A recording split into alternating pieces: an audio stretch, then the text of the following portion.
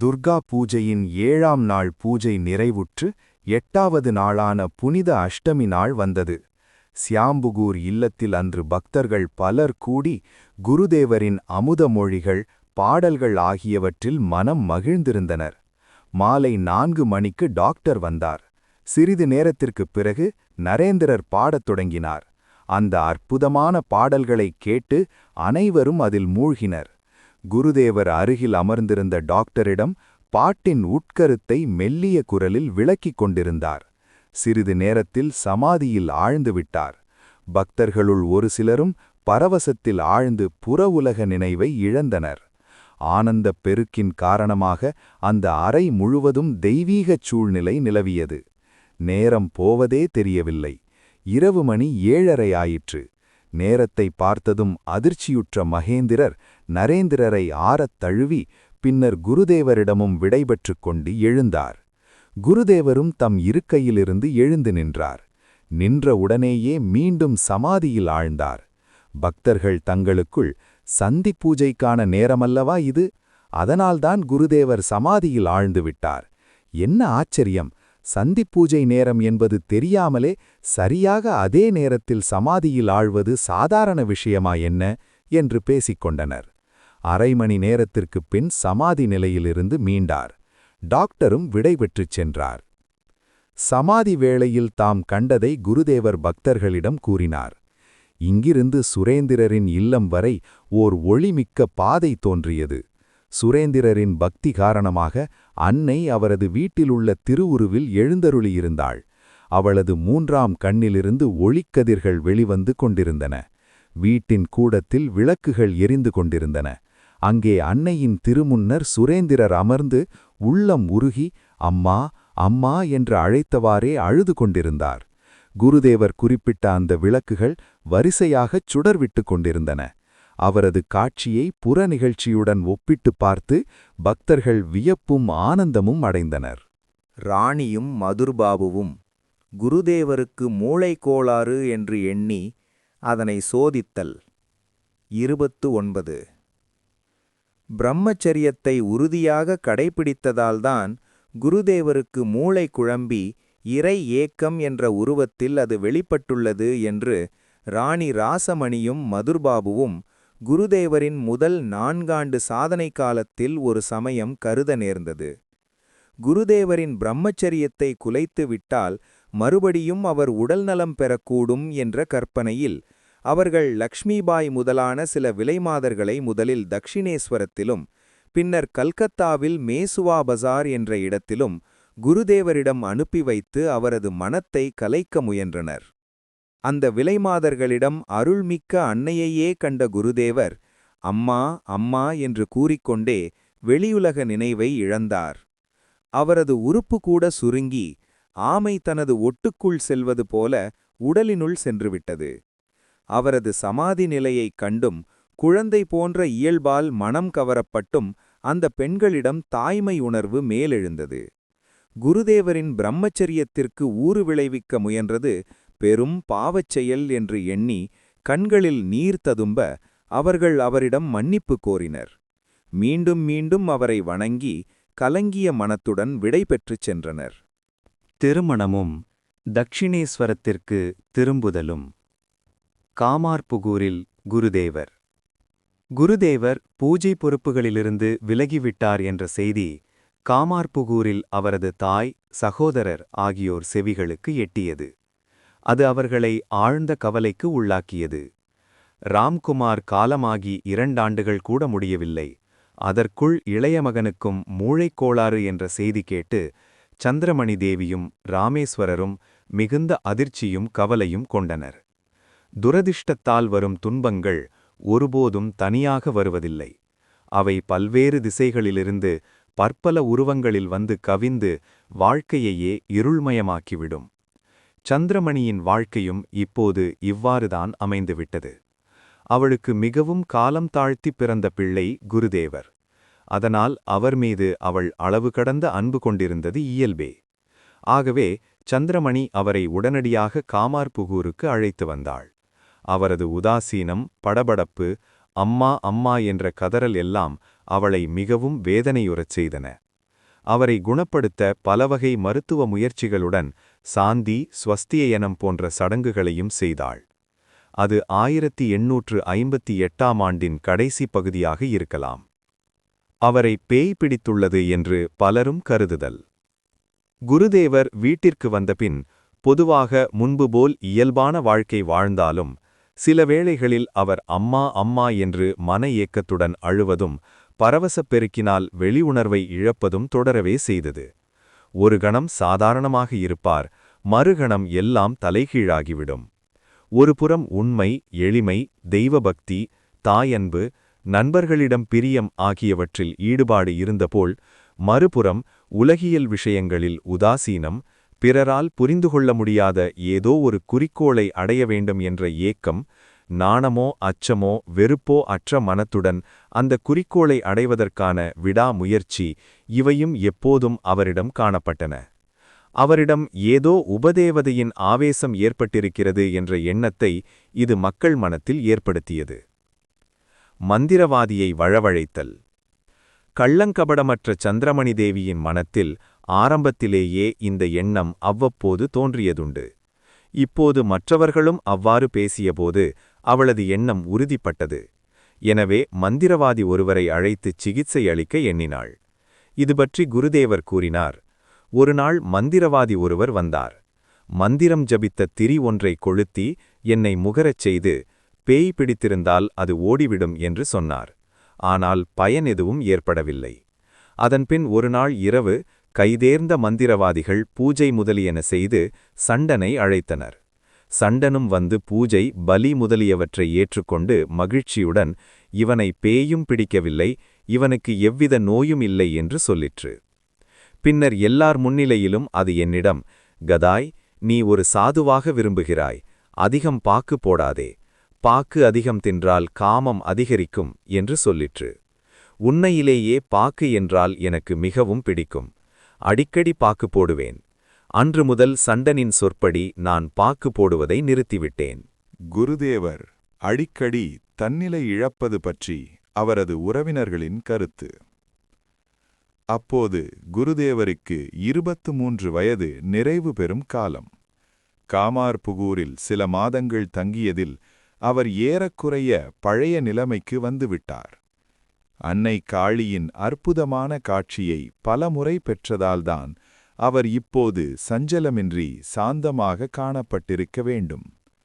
இந்த நாட்களில் நடைபெற்ற நிகழ்ச்சிகள் குறித்து அவரது உறவினர்களிடமிருந்து அறிந்ததிலிருந்துதான் நாங்கள் இந்த முடிவுக்கு வந்தோம். அதை இப்போது கூறுகிறோம்.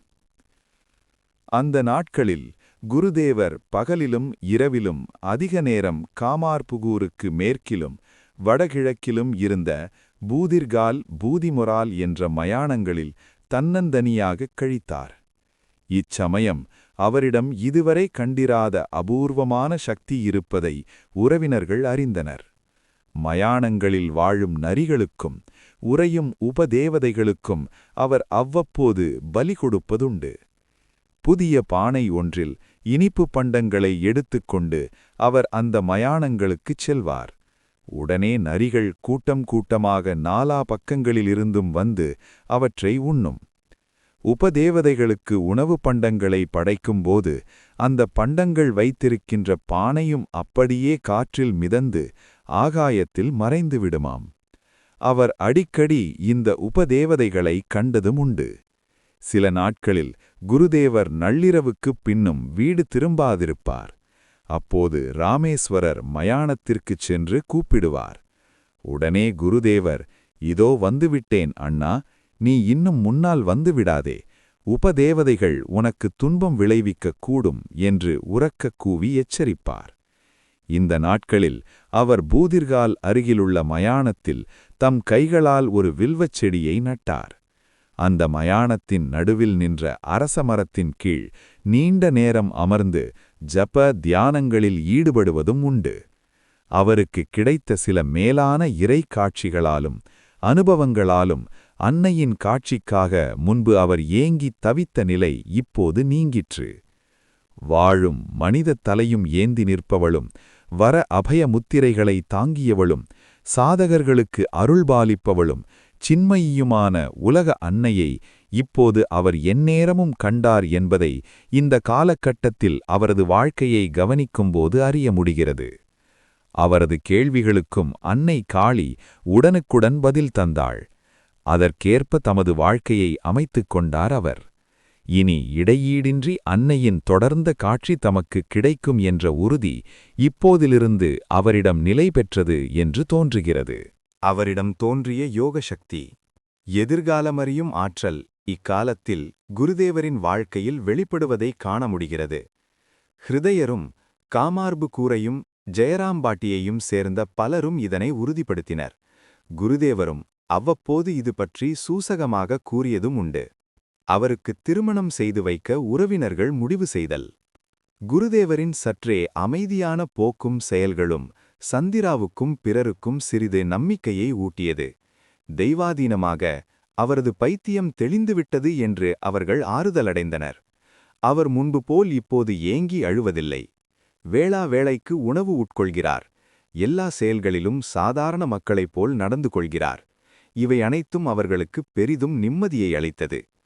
எப்போதும் இறை வழிபாட்டில் ஈடுபடுவது, மயானத்தில் அலைந்து திரிவது, சில வேளைகளில் உடைகளின்றி பூஜை தியானங்களில் ஈடுபடுவது, யாருடைய குறுக்கீடுகளையும் பொருட்படுத்தாதது போன்ற சில செயல்கள் அசாதாரணமானவையாக இருந்தாலும் பொதுவாக அவர் சிறுவயதிலிருந்தே இவ்வாறுதான் நடந்து கொள்வார் என்ற காரணத்தால் இவற்றை யாரும் பெரிதுபடுத்தவில்லை. எனினும் உலகியல் விஷயங்களில் சிறிதும் ஈடுபாடின்றி அவர் முற்றிலுமாக ஒதுங்கியிருப்பதும் எப்போதும் சிந்தனையில் ஆழ்ந்திருப்பதும் அவரது தாயையும் உறவினர்களையும் கவலையுறச் செய்தன. இந்த நிலை மாறி உலகியல் விஷயங்களில் கவனம் ஏற்பட்டால் அன்றி அவர் முற்றிலும் குணமடைந்து விட்டதாக கருத முடியாதென்று அவர்கள் எண்ணினர். எப்போது வேண்டுமானாலும் அவர் மீண்டும் பாதிக்கப்படலாம். அவரை உலகியலுக்கு திருப்ப ஒரே வழி திருமணம்தான் என்று அவரது தாயும் தமையனும் முடிவு செய்தனர். பண்புள்ள நல்ல மனைவியின் மீது அன்பு உண்டாகுமானால் அவரது மனம் வேறு எதனையும் நாடாமல் உலகியல் வாழ்க்கையில் ஆழ்ந்து ஈடுபடும் என்பது அவர்களின் எண்ணமாக இருந்தது. திருமணத்திற்கு குருதேவர் இசைய காரணம். திருமணத்தை பற்றி குருதேவர் அறிந்தால் மறுப்பு தெரிவிக்கக்கூடும் என்று சந்திராவும் ராமேஸ்வரரும் மணப்பெண் தேடும் முயற்சியில் இரகசியமாக ஈடுபட்டனர். குருதேவர் இதனை எப்படியோ அறிந்து கொண்டார். அதிசயமாக அவர் அதற்கு எவ்வித மறுப்பும் தெரிவிக்கவில்லை. வீட்டில் விழாவோ விசேஷமோ நடந்தால் குழந்தைகள் எப்படி குதூகலிக்குமோ அவ்வாறே திருமணம் பற்றி கேள்விப்பட்ட குருதேவரும் மகிழ்ந்தார்.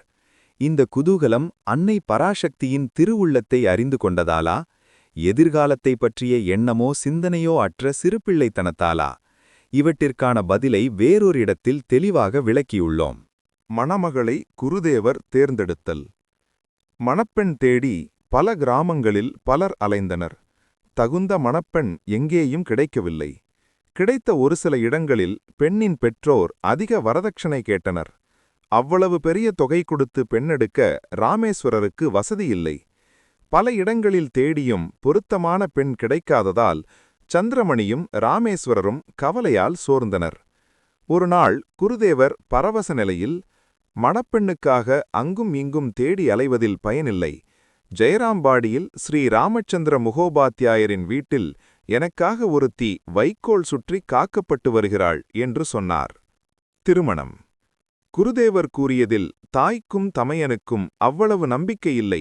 எனினும் ஜெயராம்பாடிக்கு ஒருவரை அனுப்பி விசாரிக்கச் செய்தனர். எல்லாம் பரவாயில்லை, ஆனால் பெண் மிகவும் சிறியவள், 5 வயதுதான். எனினும் இந்த பெண்ணை சந்திரா ஏற்றுக்கொண்டு உடனே மகனுக்கு மணம் முடிக்க இசைந்தாள். ஓரிரு நாட்களுள் பேச்சுவார்த்தைகள் முடிந்தன. ஒரு நல்ல நாளில் சுபமுகூர்த்த வேளையில் காமார்பகூருக்கு மேற்கே 4 மைல் தொலைவிலிருந்த ஜெயராம்பாடிக்கு ராமேஸ்வரர் கதாதரரை அழைத்துச் சென்று ராமச்சந்திரரின் ஒரே மகளை திருமணம் செய்து வைத்துவிட்டு திரும்பினார். வரதட்சணையாக 300 ரூபாய் பெண் வீட்டாருக்கு கொடுக்கப்பட்டது. இது நிகழ்ந்தது 1859 மே மாதத்திலாகும். அப்போது குருதேவருக்கு வயது 24. குருதேவரின் திருமணத்திற்குப் பின் சந்திரமணியின் கவலை பெருமளவிற்கு குறைந்தது. திருமண விஷயத்தில் மகன் தன் சொற்படி நடந்து கொண்டது இறைவனின் பேரருளால்தான் என்று மனநிறைவு எய்தினாள் அவள். எதிலும் பற்றற்ற மகன் திருமணம் செய்து கொண்டான். கௌரவமான குடும்பத்தைச் சேர்ந்த பெண் மருமகளாக வாய்த்துள்ளாள். பண கஷ்டமும் சமாளிக்கப்பட்டுவிட்டது. சுருக்கமாகச் சொன்னால் மகன் உலகியல் வாழ்க்கையில் அடியெடுத்து வைத்துவிட்டான். இறையருள் அன்றி வேறு எதனால் இத்தனையையும் சாதிக்க முடியும்? இதனை எண்ணி எண்ணி மகிழ்ந்தாள் சந்திரா. ஆனால் இந்த மகிழ்ச்சி நீடிக்கவில்லை. மணமகளின் தந்தையை மகிழ்விக்கவும் ஆடம்பரத்திற்காகவும் பல நகைகளை இரவல் வாங்கி மணமகளை அலங்கரித்திருந்தனர். புதிய மருமகளை சொந்த மகளாகவே பாவித்தாள் சந்திரா. எனவே நகைகளை திருப்பிக் கொடுக்க வேண்டிய நாள் வந்தபோது மிகவும் வருந்தினாள். ஆனால் தன் வருத்தத்தை வெளிக்காட்டிக் கொள்ளவில்லை. தாயின் மனவருத்தத்தை குருதேவர் புரிந்து கொண்டார். தாய்க்கு ஆறுதல் சொல்லிவிட்டு உறங்கிக் கொண்டிருந்த சிறுமியின் உடம்பிலிருந்து அவள் அறியாமல் நகைகளை கழற்றினார். புத்திமதியான அந்த சிறுமியோ விழித்தவுடன், என் உடம்பில் பல நகைகளிருந்தனவே, அவை எங்கே என்று கேட்டாள். சந்திராவின் கண்களில் நீர் ததும்பியது. மருமகளை மடிமீது அமர்த்திக் கொண்டு, என் கண்ணே, இவற்றை விட எவ்வளவோ நல்ல நகைகளை கதாதரன் உனக்கு கொடுக்கப் போகிறான் பாரேன் என்று ஆறுதல் கூறினாள். பிரச்சனை இத்துடன் நிற்கவில்லை. மணமகளின் தந்தை அன்று அங்கு வந்திருந்தார். அவருக்கு விஷயம் தெரிய வந்தது. ஆத்திரமுற்ற அவர் மணமகளை வீட்டிற்கு அழைத்துச் சென்று விட்டார். சந்திராவுக்கு அதிர்ச்சி மேல் அதிர்ச்சி. தாயின் மனவருத்தத்தை போக்க குருதேவர், எது வேண்டுமானாலும் சொல்லட்டும், செய்யட்டும், நடந்த திருமணத்தை யாராலும் மாற்ற முடியாது அல்லவா என்று வேடிக்கையாக கூறினார். குருதேவர் கல்கத்தாவுக்கு திரும்புதல். திருமணத்திற்கு பின்னர் குருதேவர் 19 மாதங்கள் காமார்புகூரில் தங்கியிருந்தார். பரிபூரணமாக குணமடையாமல் கல்கத்தாவுக்கு திரும்பினால் மகனுக்கு மீண்டும் புத்திசுவாதீனம் இல்லாமல் போய்விடுமோ என்று அஞ்சிய சந்திரமணி அவர் செல்ல எளிதில் அனுமதிக்கவில்லை. மனைவி 7வது வயதில் அடியெடுத்து வைத்தபோது குடும்ப வழக்கப்படி மாமனார் வீட்டிற்குச் சென்று சில நாட்கள் குருதேவர் தங்கினார். பின்னர் ஒரு நல்ல நாளில் அவளுடன் காமார்புகூருக்கு திரும்பினார். சில நாட்கள் கழித்து கல்கத்தாவிற்கு திரும்ப முடிவு செய்தார். சகோதரனும் தாயும் மேலும் சில நாட்கள் அங்கேயே தங்கும்படி வற்புறுத்தினர். குடும்பத்தின் வறுமைச் சூழ்நிலையை உணர்ந்திருந்த குருதேவரின் கனிந்த மனம் மேலும் அவர்களுக்குச் சுமையாக இருக்க விரும்பவில்லை. எனவே அவர்களது வேண்டுகோளை நிராகரித்துவிட்டு கல்கத்தா திரும்பினார். மீண்டும் காளிக்கோயில் அர்ச்சகர் பொறுப்பை ஏற்றுக்கொண்டார். மீண்டும் தெய்வீக பித்து நிலையில் பூஜை பொறுப்பை ஏற்ற சில நாட்களுள் குருதேவரின் மனம் அதில் லயித்துவிட்டது. தாய், தமையன், மனைவி, இல்லறம், வறுமை எல்லாம் மூலையில் தள்ளப்பட்டுவிட்டன. எல்லா உயிர்களிலும் எப்போதும் எவ்வாறு அன்னை பராசக்தியை காண்பது என்ற ஒரே எண்ணம் மனத்தை முழுக்க முழுக்க ஆட்கொண்டது. இரவு பகலாக இடையீடின்றி இறைவன் புகழ் பாடுதல், சிந்தனை, ஜபம், தியானம் என்று உயர்ந்த உணர்ச்சி வெள்ளங்களில் திளைத்ததால் அவரது மார்பு எப்போதும் சிவந்தே காணப்பட்டது. உலகியல் பேச்சுக்கள் அவரது காதுகளில் நாராசமாக ஒலித்தன. உடம்பின் பழைய எரிச்சல் மீண்டும் பற்றிக் கொண்டது. உறக்கம் அடியோடு கண்களிடமிருந்து விடைபெற்று விட்டது போல் தோன்றியது. இத்தகைய நிலைகளை அவரது உடலும் மனமும் ஏற்கனவே அனுபவித்து இருந்ததால் இப்போது அவர் அதிகம் பாதிக்கப்படவில்லை. மதுர்பாபுவின் கட்டளைப்படி பிரபல மருத்துவரான கவிராஜ் கங்கா பிரசாதர் குருதேவரின் உறக்கமின்மை, வாய்வுக் கோளாறு, உடல் எரிச்சல் ஆகியவற்றை குணப்படுத்துவதற்காக அவருக்கு சிகிச்சை அளித்தார். உடனடியாக பெரிய நன்மை எதுவும் ஏற்படவில்லை எனினும் தாம் மனம் தளராமல் அடிக்கடி அவரை கல்கத்தாவிற்கு அழைத்துச் சென்று மருத்துவரிடம் காண்பித்துக் கொண்டிருந்ததாக ஹிருதயர் கூறினார். குருதேவரும் அதைப் பற்றிச் சொன்னதுண்டு. அவர் சொன்னார், ஒருநாள் இவ்வாறு கங்கா பிரசாதரின் மருத்துவமனைக்குச் சென்றிருந்தேன். தன் சிகிச்சையால் முன்னேற்றம் எதுவும் இல்லாதது கண்டு கங்கா பிரசாதர் மிகவும் வருந்தினார். மீண்டும் சோதித்து பார்த்துவிட்டு புதிய மருந்துகளும் தந்தார். அன்று அவருடன் கிழக்கு வங்காளத்தைச் சேர்ந்த மருத்துவர் ஒருவரும் இருந்தார். நோயின் அறிகுறிகளைப் பற்றி கவனமாக கேட்ட அவர், இவர் தீவிரமான தெய்வீக உணர்வால் ஆட்கொள்ளப்பட்டிருக்கிறார். இது யோகப் பயிற்சியின் விளைவாகத் தோன்றிய நோய். இதனை மருந்தால் தீர்க்க முடியாது என்று சொன்னார். உடல் நோய் போன்று தோற்றமளித்த என் வியாதிக்கு உண்மையான காரணத்தை கூறிய முதல் மருத்துவர் அவர்தான். அப்போது இதனை யாரும் நம்பவில்லை. குருதேவரிடம் அக்கறை கொண்டிருந்த மதுர்பாபு போன்றவர்கள் அவரது நோயைக் கண்டு மனம் கலங்கி மருத்துவ முறைகளை தொடர்ந்து வந்தனர். ஆனால் நோய் குறைவதற்கு பதில் அதிகரித்தது. சந்திரமணியின் ஹத்யா விரதம். இந்தச் செய்தி காமார்புகூரை எட்டியது. வேறு வழியற்ற சந்திரா மகன் குணமடைவதற்காக சிவபெருமான் சந்நிதியில் சாகும் வரை உண்ணா நோன்பு மேற்கொள்வதான ஹத்யா விரதத்தை கடைபிடிக்க உறுதி பூண்டாள். காமார்புகூரில் குடிகொண்டுள்ள முதிய சிவபெருமான் மிகவும் சக்தி வாய்ந்தவர். அன்ன ஆகாரமின்றி அவரது திருமுன்னர் வீழ்ந்து கிடந்தாள். அங்கே முகுந்தபூரில் இருக்கும் சிவபெருமானின் திருமுன்னர் இந்த விரதத்தை மேற்கொண்டால் உன் விருப்பம் நிறைவேறும் என்ற அருளாணையை பெற்றாள். அதன்படி அங்கு சென்று விரதத்தை மேற்கொண்டாள். முகுந்தபூர் சிவாலயத்தில் இதற்கு முன் யாரும் இத்தகைய விரதத்தை மேற்கொண்டதில்லை என்பது சந்திரமணிக்குத் தெரிந்திருந்தும் சிவபெருமானின் அருளாணையை ஏற்று அங்கு சென்று விரதத்தை மேற்கொண்டாள். 2-3 நாட்கள் கழிந்தன.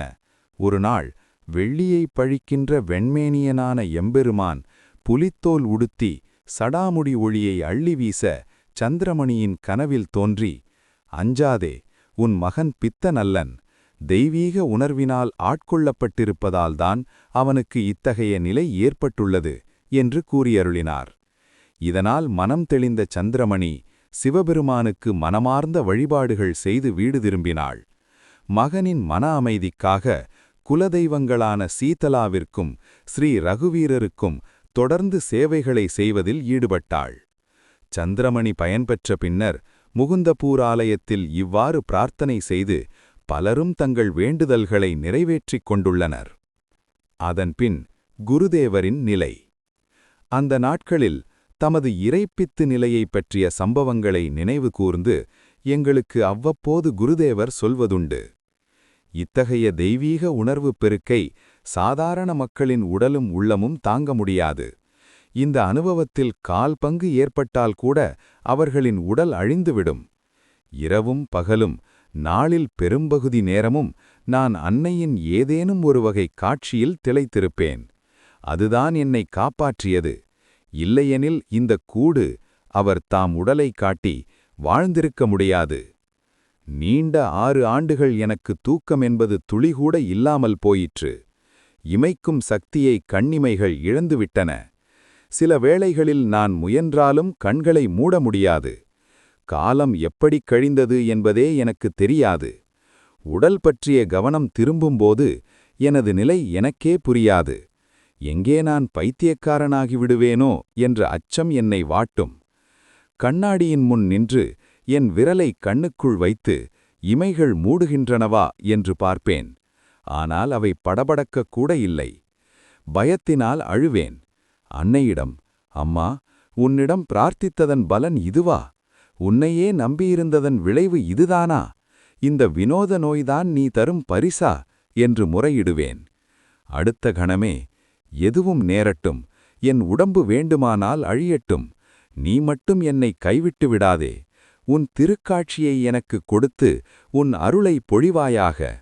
அம்மா, நான் என்னை முழுவதுமாக உன் திருப்பாத கமலங்களில் அர்ப்பணித்து விட்டேன். உன்னையன்றி எனக்கு வேறு கதி இல்லை" என்று விம்மி விம்மி அழுவேன். உடனே மனம் லேசாகி சொல்லொணாத அருளானந்தத்தில் திளைக்கும். அப்போது உடம்பு பொருளற்றதாகத் தோன்றும். அன்னையின் திருக்காட்சியும் அபய மொழிகளும் மனத்தில் சொல்லொணா சாந்தியை நிறைக்கும். குருதேவரை காழியாகவும் சிவனாகவும் மதுர்பாபு கண்டது. இந்த சமயத்தில்தான் ஒரு நாள் மதுர்பாபு குருதேவரிடம் தெய்வீகத்தின் உன்னதமான வெளிப்பாட்டைக் கண்டார்.